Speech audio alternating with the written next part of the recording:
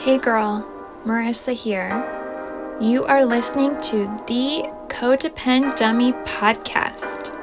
As a young woman, you have been raised, reinforced, and rewarded for putting the needs of others above your own. Now, in your 20s, you're finding yourself exhausted, exasperated, and enveloped in shit relationships, especially the one you have with yourself. Codependency is a way of being where we put the feelings, wants, and needs of others above our own in an unconscious attempt to meet our own feelings, wants, and needs. Sorry to break it to you, sis, but that is not sustainable. This podcast is to help you undo all that so you can stop playing small and start taking up space, you dummy. Let's get to it. Hello, everyone, and welcome back to the Codependent Dummy podcast. Today, we are sitting down with Deborah Vinall. Deborah, did I pronounce that right? Yeah. Mm-hmm. Okay. She is a doctor of psychology, a licensed marriage and family therapist, and a certified EMDR and brain spotting practitioner. She specializes in helping individuals heal from traumatic life experiences and painful relationship dynamics. Deborah is the author of Gaslighting, a step-by-step recovery guide, and the Trauma Recovery Workbook for Teens. She's also the recipient of the Sandra Wilson Memorial Grant for her research on the impacts of surviving mass shootings. Deborah, thank you for coming on the Codependent Dummy podcast. Thank you for inviting me. Awesome. All right. So the first questions, the typical two, I'm curious in your words, how do you define codependency? I understand codependency to be an unhealthy pattern of excessive dependency and often servitude toward a partner or parent who is themselves emotionally unhealthy due to mental illness or a substance or other dependency, substance abuse, things like that. It's marked by unhealthy behavior patterns of enabling, as a way to maintain security in the relationship itself out of a fear of separation or conflict. Right. So, Deborah, your definition was so brilliant. It went by. So I have unhealthy servitude. Can you say it one more time? There's dependency and servitude. So that sense of I need this partner to be okay, that fear of abandonment, fear of independence, of losing that security. And that can often play out in patterns of servitude, of taking care of that other person, whether that's enabling an addiction or covering up for perhaps there's abusive behavior toward the partner or toward other people in the household, trying to cover it up, make it okay, keep the boat afloat, basically, through whatever is necessary. Right. Can you say more about servitude? I haven't heard that yet in the definition, but it resonates. So, Okay, yeah. Well, you might find yourself, if you're in a codependent pattern, say use the example of somebody who's addicted to alcohol, and you're picking up the alcohol for them, even though you don't want them drinking, and you're cleaning up the bottle so that the kids won't see, or the friends and neighbors won't see. You're covering up for them. So you're doing all these things for them. You might also find that you're being treated, because you've fallen into this pattern already, and they're wanting that, you're being treated like a servant. And there's a lot of expectations that you fulfill without argument. Again, it's all about that pattern of enablement. So you're doing things to keep the other person happy, right, because of that fear of abandonment, because there's a real legitimate need underlying these unhealthy patterns of behavior. As you're talking, I was dating an alcoholic in college, and I remember, I believe I shared about this on the podcast, but it's been a minute, where he was working for a large bank, a Mm. corporation, and he needed so many credit card signups a month. And it was towards the end of the month. I'm a full-time student. I don't have a car, but he texted me. He's like, I need you to go open an account. Mm. And I got on my beach, my cruiser. Yeah. It's to cruise around campus. And I think I rode maybe 4 or 5 miles, over freeway bridges and on sidewalks, because yeah, it was not a bike friendly area outside of the campus, all to get to that bank and open an account, right? So servitude, right? Keeping him happy. I also knew at times, like if he was overstressed at work, he would drink during the day, wanted to prevent that.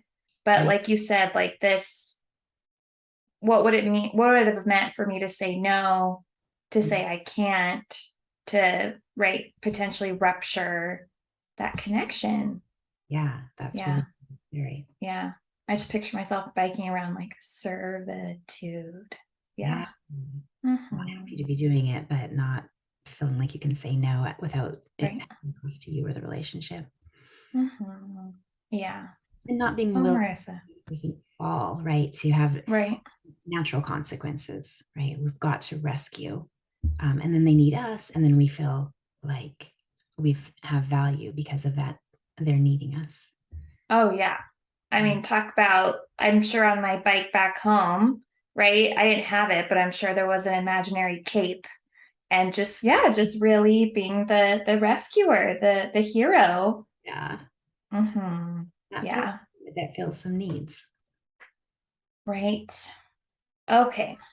We all need And security and oh, go purpose ahead. in life. So that gives you both security in the relationship and a sense of purpose. Right. It is Right. unfortunately not the healthiest way of meeting those needs. No. Yeah. Okay. And I'm curious if, Deborah, you have any experiences of codependency from your own life to share with us. So people tend to react to unhealthy relationships, especially the formative ones that we grow up in one of two ways, and neither of them are great. And one can be a passive reaction that can lead to codependency, and the other one can be a rebellious, angry reaction. I was Mm, definitely the latter. I was the rebellious kid, and so I think because that's mm, my pattern, and because I got pretty fortunate in the end with whom I fell in love with, I really avoided patterns of codependency in my own life. And yet I have a great deal of empathy for that because I understand how we come from similar places to different reactions, uh, right. different ways of just trying to make sense of our traumas and our inadequate attachments really in the early formative years that leads us to these places. Hmm. How do you sense you, likely unconsciously, but how were you able to choose rebellion? I think it's just probably a temperament thing. Mm, I was just kind of, and I'm not saying that that's better. That's the thing is both of them are reactions. Neither of them come from that centered, secure place. right. Um, and both lead us to different hurts. So I don't know. I think I was just kind of a, don't mess with me kind of person. Um, but that also led to a lot of hurt too. And I don't think that in either way there's neither of us feels like we don't care what people think about us. Like one is going to strive to people please.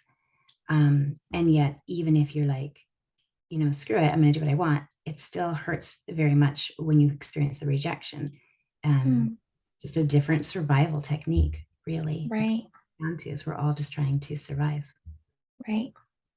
And I'm curious, like in your family or with the clients you work with, because as you're talking about this, I think about my patients and my own experience, how it's not an either or, but potentially some siblings Mm-hmm. tend to take on that more rebellious reaction and others take on a more passive one. Yeah. Is Yeah. there a passive Love sibling? family. So for sure, I would see all the different roles, and sometimes birth order plays into it. Like, well, that role's taken. I will be the rebellious one. The next one will be the peacemaker, and the next one will be the cute one. We all play these roles trying to figure out the Right. way to secure love. Yeah. Mhm. Yeah. I have to do an episode on that. It's on the to write list. Mm. Um, okay, so gaslighting. Mm, I'm so excited to talk about gaslighting. And I put, yeah, in preparing for this, it's a overused, at least for me, an understood term. for sure. So Deborah, what is gaslighting? Well, like you said, it's overused. And so there's kind of what is and what isn't. But truly, gaslighting is an insidious pattern of behavior which is meant to undermine somebody's confidence and belief in their own self and their own reality, which is a really precious thing, being able to Mm, trust your instincts. So it rips away at your confidence in your very senses. Um, and like I said, it's a pattern of behavior. It's an insidious form of emotional abuse. Um, that can be hard to recognize because when it's done effectively, you doubt yourself, not them. mm, right, Question: am I really, some of the terms thrown at you, am I crazy? Am I forgetful? Maybe they're right. right. It can be very Can difficult. you can you say the whole definition again? Because again, it's so good.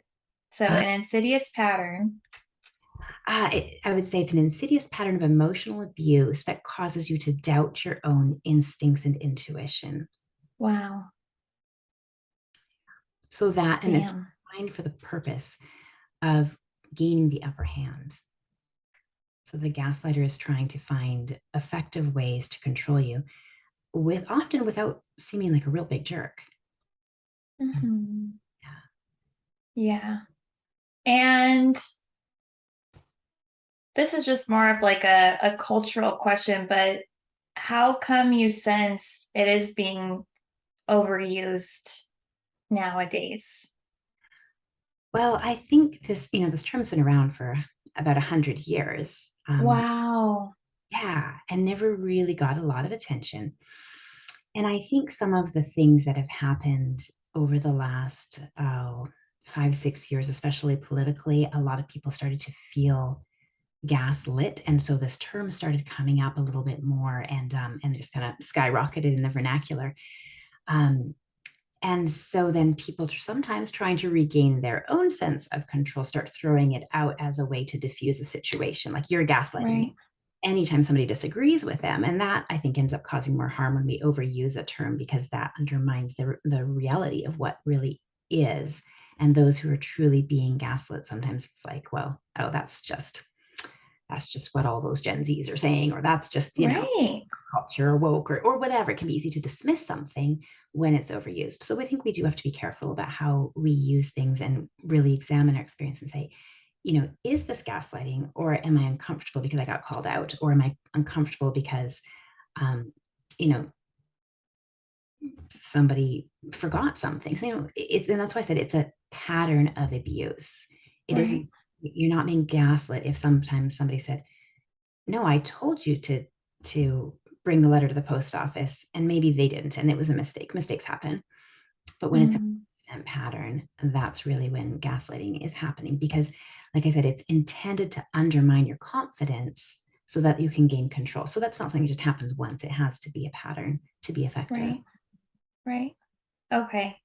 And yeah, I'm already hearing what it isn't. So if someone disagrees with you, it isn't. If somebody forgot one time to remind you of something they said they did, it isn't. Any other thoughts on blatant non-gaslighting examples? Yeah, disagreement, forgetfulness, just arguments. We can disagree, we can be contradicted, and that's just part of discourse. That's okay, right? It might not be pleasant, but that doesn't necessarily make it abusive or gaslighting. And maybe it is. Maybe sometimes an isolated example as part of something bigger. So sometimes gaslighting might include disagreeing or denying or things like that. But again, it's not about an isolated incident. Well, and then this question you right, we're encouraged to ask like, okay, is this gaslighting or am I being challenged or trying to discern like whether it is or isn't. I think that would be particularly difficult for someone who has been gaslit for a long time and doubts themselves and their intuition. Yeah, because you've already learned not to trust yourself. And so it can be like exactly what you said, very hard to discern. Mm-hmm. Yeah. Yeah. And so there's something Okay. that can be done to help with that, like keeping a journal of the times where you start to doubt yourself, or Mm. that way you can reference back to your notes. If you're in a relationship where you suspect gaslighting is going on and you're being challenged a lot on, you did this, you didn't do that, you said that, you didn't say that. Start to keep a journal of, like, say, for example, let's make it easy and say it's at work, right? And you've got a colleague or a boss who's constantly changing their story. So then each time you have a dialogue with them, keep notes, maybe even in the meeting. So it's apparent that you're not going to take this kind of treatment. Like, I'm just going to take some notes because you can say, for my own memory, I'm just going to take notes in our meeting, or do more things by email. And then you can check that reference. Or if it's with a partner, which I think is more what we're focusing on here today, right? You can do Mm-hmm. the same thing, do more journaling, and then you can check back and you can use that to reaffirm to yourself, like, I'm not going crazy. I really, and I know that's kind of a loaded term, but that's often what's thrown out is you're crazy. And so that's why I'm using that term crazy right now. I'm not losing my mind. I'm not, I can trust myself. That's what's really important. So finding ways to Mm. back that up. And another thing you can do is to bring in a friend. And that's really hard when you're in an emotionally abusive relationship, because Right. those people who gaslight, people who are abusive and often addicts, try to separate you from your support system and create that dependency on them. Um, and so it can be very challenging to allow yourself to keep important, significant other friendships or family members in your life when they've been systematically pushed out, whether through lying about you, making fun of you, or just simply telling you, like, I need you more. You don't have time for them in such Mm-hmm. ways, right? When you try Right. to make plans and it's like, oh, sure, go out and leave me when I'm depressed, or whatever kind of control techniques are used, allowing yourself to know your needs for a greater social circle than just your significant other, keeping them Right. alive, and maybe opening up, taking that vulnerable, brave step of sharing some of your confusion, concerns with this person and getting their insight to what they see going on. Now, I will say that can be challenging because a typical gaslighter can often be very charming and present a very different face to the rest of the world than you see behind closed doors. Mm. So you have to be selective, I suppose, with who you ask for that feedback from. Right. Somebody who really have a sense of discernment. Mm-hmm. Yeah. And I'm curious, where where does this pattern come from? Right? Like how is it that yeah, in relationships or I don't know, I think the unfortunate reality of those who are gaslit or in gaslighting relationships, right? It might be their romantic relationship and also might be at work. It might be more global. So like where does this pattern come from? As far as how does somebody become a gaslighter? Like, why does somebody behave that way? Is that the question? Yeah, I think both ends. So like the gaslit T and the gaslighter. Mhm. Yeah. Well, to start with, I think that somebody who gaslights is insecure, usually. Now, there's different, and I write about this a bit in my book, different types of gaslighting, from Mm, more mild to a really cruel, narcissistic, or sadistic even approach.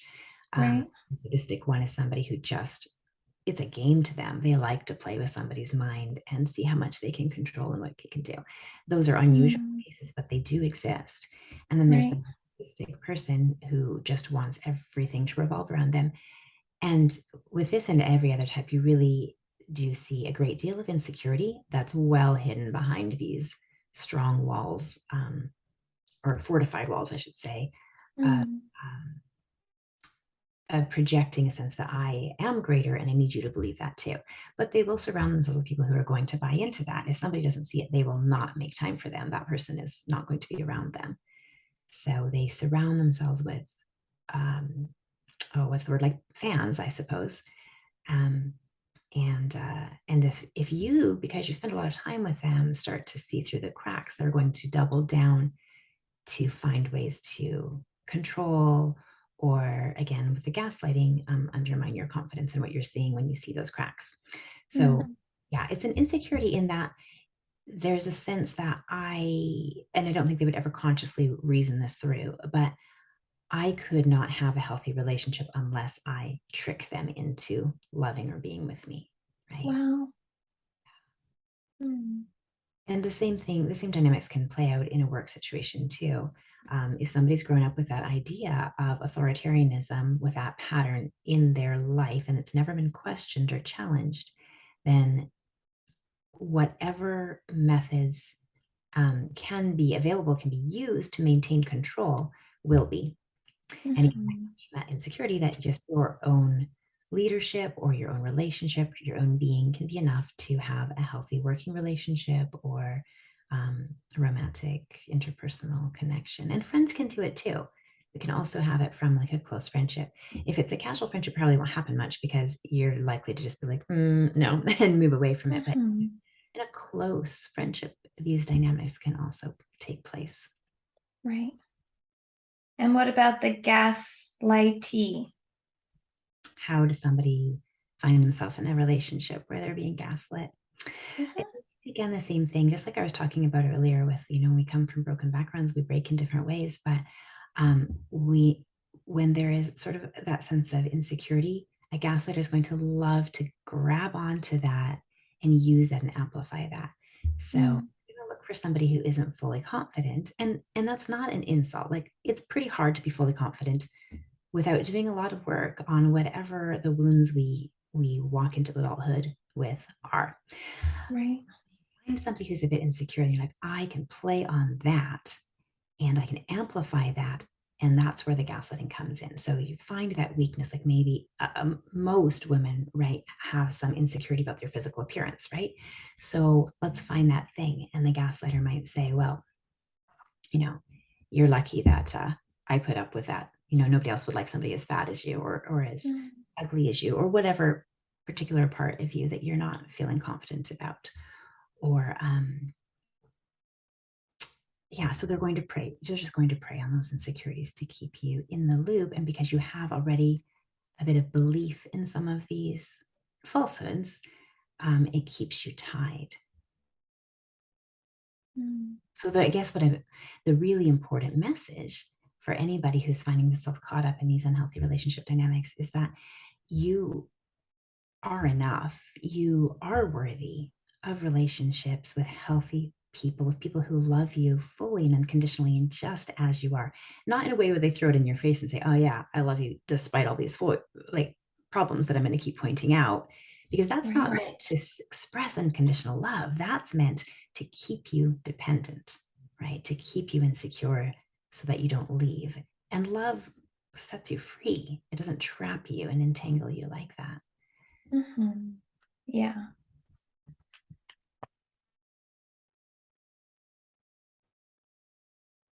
I'm curious how gaslighting shows up right as you're talking. It sounds like the dynamics of some of the dynamics of codependent relationships. And so how does gaslighting show up in codependent relationships?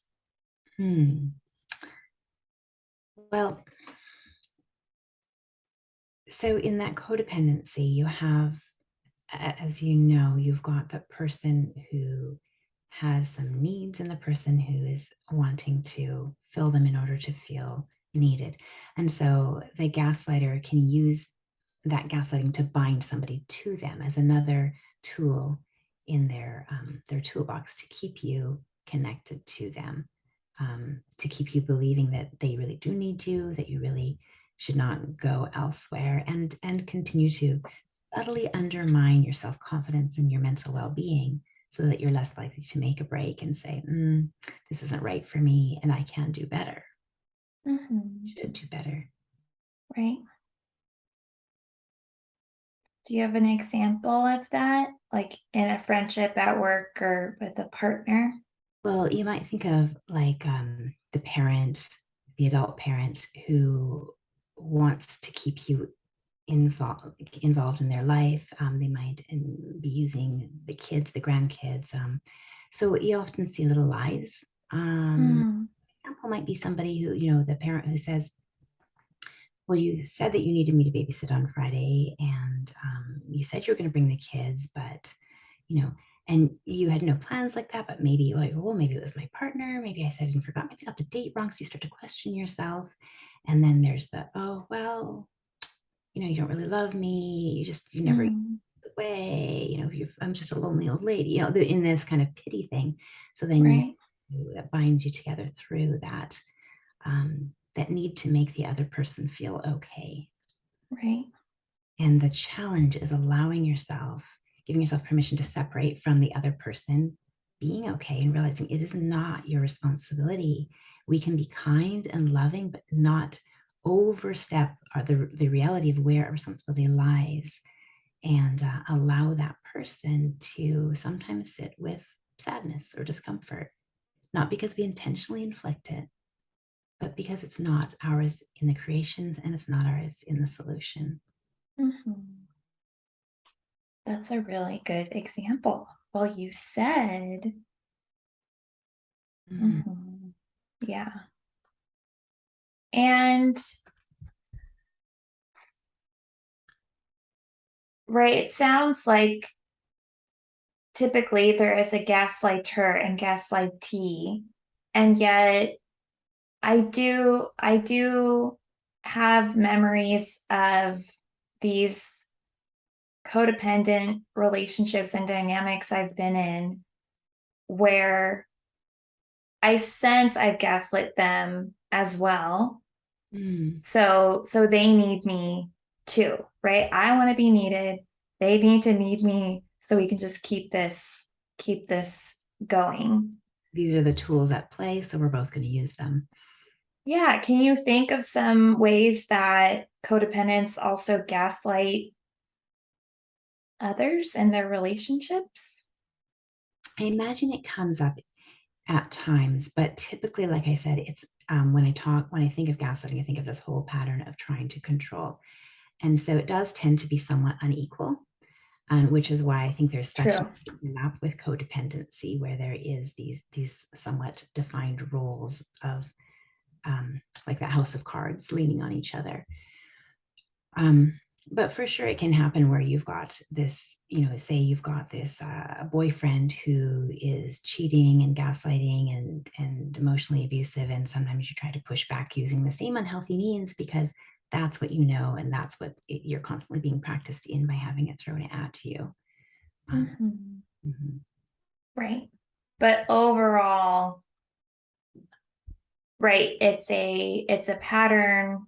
Mm. It's a a oh gosh, like a uneven, yeah, person who is gaslighting and then the recipient. It's Yeah, not this like not equal. yeah, it's not so much about two people yelling at each other as much as it is an attempt to upset the scales of balance of power, for an attempt to be more in control, more in power over the other person. And if it's not effective, it's just not working. If this gaslighting person has found somebody who's just going to push back and not going to allow them to control them, they're going to move on because that's what they're comfortable with. They want to be in power over somebody else. Mhm. Yeah, I do remember when I was working in community mental health, right, in the trenches of community mental health, and I had a colleague of mine who, long story short, okay, he received a call. He was not a licensed therapist, but he was on my team, and he received a call from a young man. We were like a patient of mine, the client that I was treating. And this client called him and talked about having a gun, right? Potentially using the gun. And my colleague didn't alert anyone. And Yikes. then, yeah, okay. So, just for everyone to know, like a minor with a gun, we usually call the police. There's some safety measure and protocol put in place. And the next morning, we received an urgent call from someone at his school, right? He's acting in a manner that's concerning us. And somehow I think we were all in a group chat, like, okay, someone needs to go to school. We'll see what's going on. And my male colleague said, oh, yeah, last night, yeah, he mentioned having a firearm. We were like, what? Now this comes up. Oh my gosh. Yeah. And I remember I was upset with him. Yeah. I was upset. I was like, dude, like, why didn't you tell us? And there was this whole day really that we spent trying to get this young man safe. And I remember I was complaining to my supervisor. And I was like, oh, I'm so upset that he missed that. I'm so upset he didn't tell us. This is an example in like a series of things that he's just, he's not measuring up to what I need in a teammate. And Mhm. my supervisor, because I had seen the young man actually for a session like that, like the previous day in the morning or the afternoon, she was like, Marissa, what did you miss yesterday? I was Mm. like, she was saying, like, yes, he didn't notify us or alert us about the firearm, but you were with him that afternoon. Yeah, you had seen him. Like, what had you missed during your therapy session that could have prevented all of this? And I totally bought it. Yeah, I remember sitting there and crying and talking to my couple friends, like seeking solace and comfort from them, but also like, maybe she's right. Maybe I did miss a sign or two. Yeah. And It's so go ahead. people in positions of power. You're an intern. But you also notice there's a deflection, right? Because who's ultimately responsible? We know clinically the supervisor is. So what did she do? She deflected on anybody she could. There was the colleague who literally didn't report. And then you also saw him. So let's make you take a little responsibility. Maybe you can come up with something. And she's absolved rather Right. than, you know what? How did I guide you? Did I debrief? What else? The buck stops here, the supervisor. Right. She let you sit with this undue guilt and walked away from it. Mm-hmm. Yeah. Yeah. But like you said, thankfully, the pattern, because that was one of a couple incidences, I can't remember them all consciously, but yeah, it was definitely a pattern. Mhm. And yeah, thankfully, in my position, I was able to leave, which, yeah, some people, depending on their work environment, their relationships, or their friendships, it's hard to, like you said, like take a vulnerable step. You said something like that. Like it's hard to take that vulnerable step and initially say no, or I'm leaving, or I'm quitting, or this There's has to reasons change. why we stay in unhealthy relationships. Like you were describing, I don't know if you said you were an intern at the time, but I'm thinking back to some dynamics too when I was. And there's that question of I've got to get my hours to get licensed and then I can move on. And you think about something Right. like domestic violence, like if I can only get past my kids being in school or getting enough, I got to get a job so I can, there's so many things that we have hurdles and sometimes they make sense. And sometimes we have to take a leap beyond them for our own safety and well being. Mm-hmm. And the decision making is not easy. Right. I think when people throw out that why didn't she leave, usually she, right? Why didn't they leave? Question.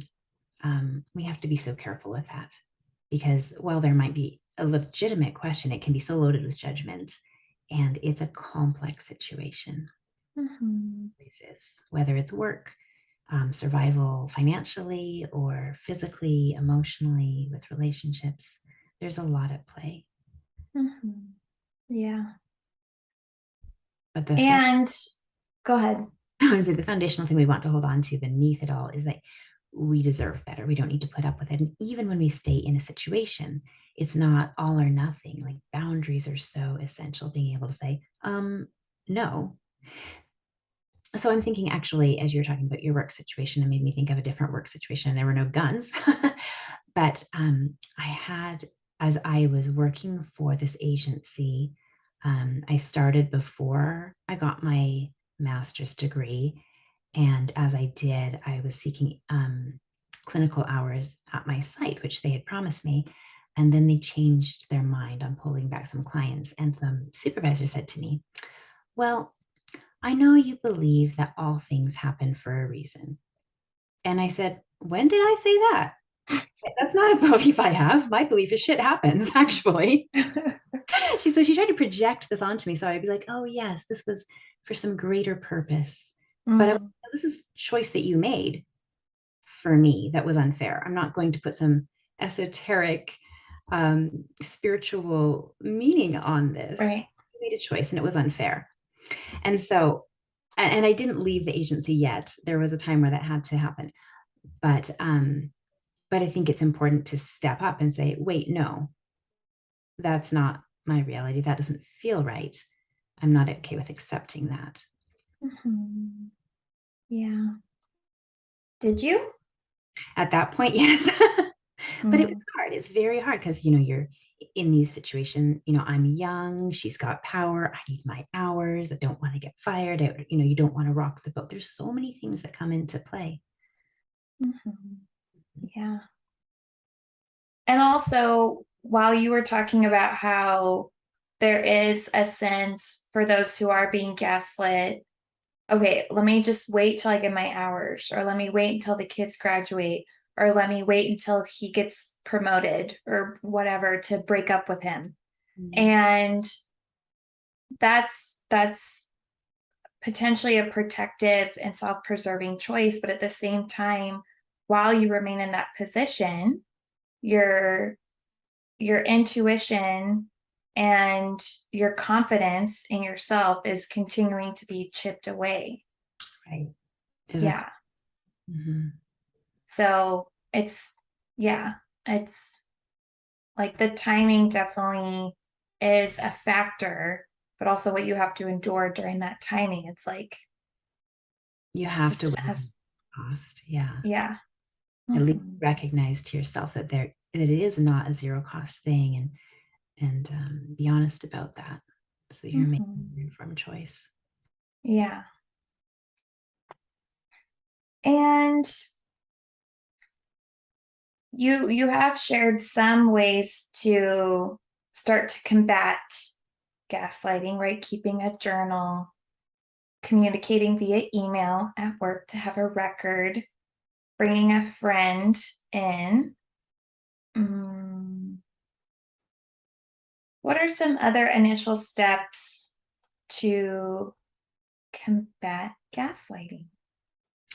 Well, the first and most important thing to do is to learn about it, understand what it is, so that you can identify it, acknowledge, Right? admit that it's happening in your life. So nothing changes without that first step of identifying what's going on and admitting to it.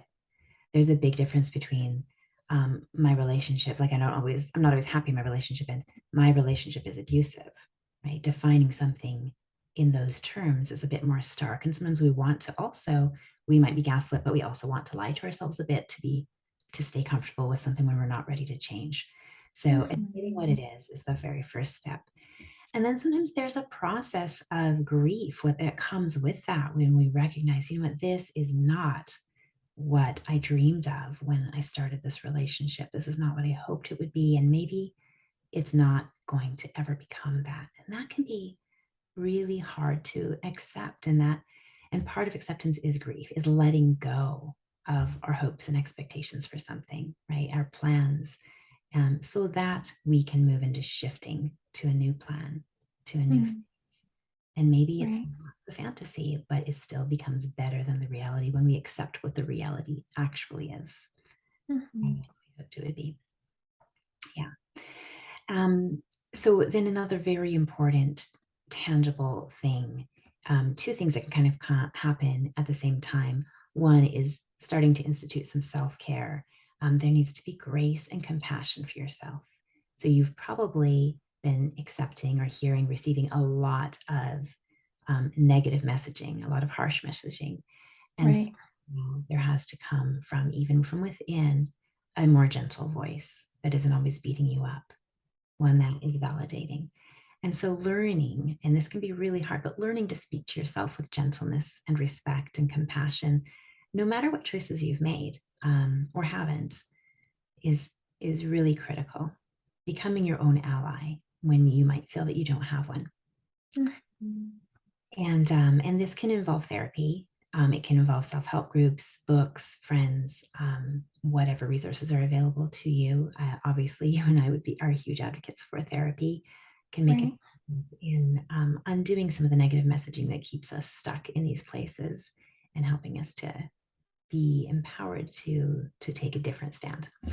But the really big one that I want to touch on as far as breaking free from gaslighting goes is learning what boundaries are and how to set them and reinforce them. Mm, So a boundary isn't just a wish or an idea or a don't do that again. A boundary is it's a line in the sand that's designed to protect your both physical and emotional, psychological space, but it is backed by action. That's the key part. So whether it's all communicated out loud or you've figured out yourself, it's you, for example, you will not speak to me in that way. If you do, I will do this. And it's not in a threatening way. So, an example might be say you've got this person in your life, we'll say it's mom, who always is harping on your weight. mm, And you're just not something you need to hear. She's not your doctor. Don't need to hear it. And so you set the boundary. Mom, I'm not comfortable talking about my weight with you. If you continue to bring it up, I'm going to end the phone call and we can try again another day. Or I'm just going to go home because this is making me uncomfortable. And then critically important, you do that thing, because otherwise you're teaching the other person that you don't have boundaries and they can do whatever they want. right. Yeah. Boundaries are so hard because it's like it's the process that you said. It's awareness that a boundary needs to be made, Mhm. setting it, Mhm. which I think initially when I first started to set boundaries, I had this fantasy that they would be respected Right. universally. Of course. Mhm. And then they have to be reinforced. Yeah. Or yeah, they fall apart. They're just wishes. Right. Mhm. And Right. chances are, when you're setting a boundary, there's sometimes you just need to know where you stand, and that's nice. But a lot of times you're setting it because there's somebody who doesn't respect them anyways, and that's why you have to be prepared to reinforce them. And if you're not ready to, you probably shouldn't even speak it up yet, Mhm. or you're just going to teach them to walk all over you. So it's a scary thing. That's the thing. Um, it's okay to be scared. It's okay to feel your heart pounding and feel anxious and still follow through. Now, I want to differentiate between scared because it's hard to do something new, and it's hard because you want people to be pleased with you and to like you and to not be angry, and scared because you think this person might physically harm you. That's a different scenario, in which case speaking up your boundary might not be as important as determining it and acting first and then reinforcing it. So if you are in a relationship with somebody who is likely to strike you, to hurt you physically, have a gun like you're a patient, it might be more important to decide, we're going to pack up the car, go to this undisclosed place, and then send the message of, or leave the message behind. I will not be hit anymore. And so I have left. So there's a Mm. different kind of fear that I think it's important to distinguish between.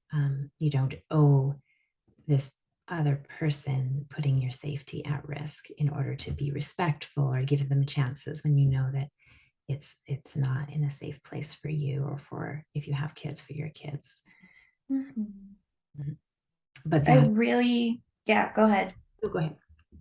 No, I just really appreciate, and I have alluded to it, guests have alluded to it, but this being able to differ or know that there are different types of scared.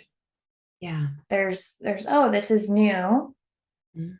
and I'm scared to try something new, to change a relationship.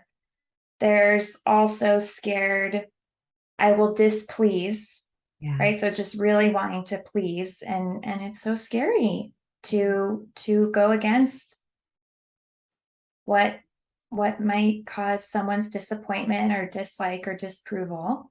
Mhm. And there's also scared for your physical safety. Yeah. And it's like we're not trying to set a boundary face to face in person with someone where our physical safety, even emotional safety, if they're going to blow up. Yeah. So really being um attentive to that, and sensing however best it is to set a boundary for you in this situation. Yeah. When you're speaking of the different kinds of fear, it also can be good to ask yourself, where is it coming from?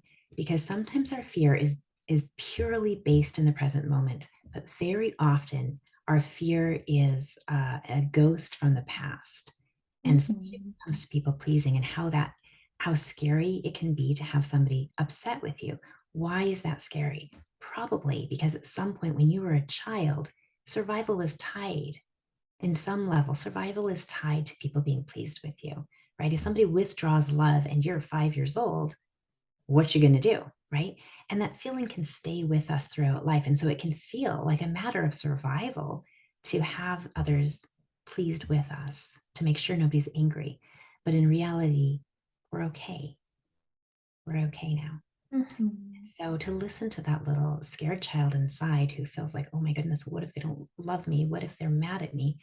And reassure that little inner child, it's okay. I've got you. We'll be okay here. But Mhm. again, distinguishing that from the person who is unsafe. Right. Yeah. Yeah. Right. Becoming your own ally. Mhm. Mhm. Other thoughts on combating gaslighting? Identify, acknowledge, admit, grieve, potentially, institute self care, boundaries. Then I think moving forward, building new relationships that can be supportive, especially as you break out of that typical gaslighter snare of cutting off your other significant relationships where you find yourself more and more isolated. Um, if that's an interpersonal relationship, of course, it happens much at work, but uh, allowing yourself to rebuild and know that it won't always be the same. And that might take a lot of reassurance, a lot of working through to realize that you maybe eventually can trust again, can build. And it doesn't have to be the same one for one, like coming out of a romantic relationship, must find a new one, but perhaps you start to build new friendships that are supportive. Mhm. Emotional needs, the need for connection is true in many, many forms. Um, so kind of looking around, figuring out how you can reach out again, how you can surround yourself with healthy people, so that you're not feeling as vulnerable to those needs that drove you into something unhealthy in the first place. Mhm. Yes, building new relationships. Yeah. Mhm. Part of building resilience, I suppose. Yeah. Yeah. All right. Well, thank you so much, Deborah. Just talking to you, I'm like, oh my gosh, if I were her client, I would start to create the kindest internal ally voice. Just, Oh, I'm sure, echoing what my therapist is saying. You're just like a warm cup of tea. oh, Just thank you. I hope that's thank you so much. If this resonates, either checking out your book, your workbook, or potentially wanting to work with you, where can people go to find out more about you? Sure. If you're interested in the books, go to my website, which is drdeborahvinall.com, just Deborah, Deborah, Vinall.com. And it does link back to my therapy website as well. I think they go both ways. And my therapy website you can find at tamarcounseling.com. That's TAMAR counseling.com. You can also follow me on Instagram at Trauma Therapy Doc and on TikTok as well, the same handle. Awesome. Okay, so I'll put links to all of that in the show notes. And a sincere thank you for coming on. Thank you so much, Marissa. It was wonderful to talk with you. Okay, everyone. We will see you next week. Hey, girl. It's Marissa again. I'm not like a regular podcaster. I'm a cool podcaster, right? Thank you for listening and staying till the end.